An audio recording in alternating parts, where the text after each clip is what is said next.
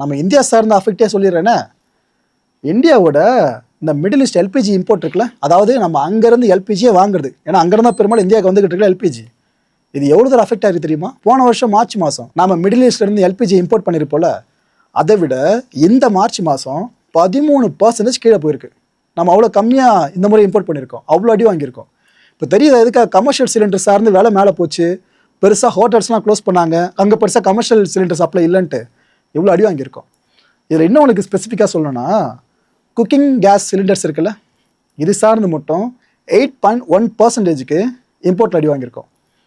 Commercial cylinders பார்த்தீங்கன்னா 48% அடி வாங்கியிருக்கோம்.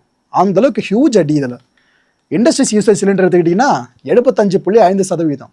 ஸோ ஒரே ஒரு எல்பிஜியை பேஸ் பண்ணி இப்படி வெரைட்டியாக இந்தியாவும் தாக்கத்தை ஃபேஸ் பண்ணியிருக்கு. இதுக்கப்புறம் யாரும் சொல்ல முடியாதுல சமாளிக்கிறதுக்கு, இந்த மிடில் ஈஸ்ட் கிரைசிஸால் இந்தியாவுக்கு எந்த பாதிப்பும் இல்லைன்ட்டு. அப்போ இது என்ன சொல்லுவாங்க? ஆனால் ஒன்று ஒத்துக்கலாம், மற்ற நாடுகள் கஷ்டப்படுறதுல அந்தளவுக்கு பெருசாக தலைவலி இல்லை, அதை வேணால் ஒத்துக்கலாங்க. அதில் நம்ம கவர்மெண்ட்டை பாராட்டலாம், தப்பே இல்லை.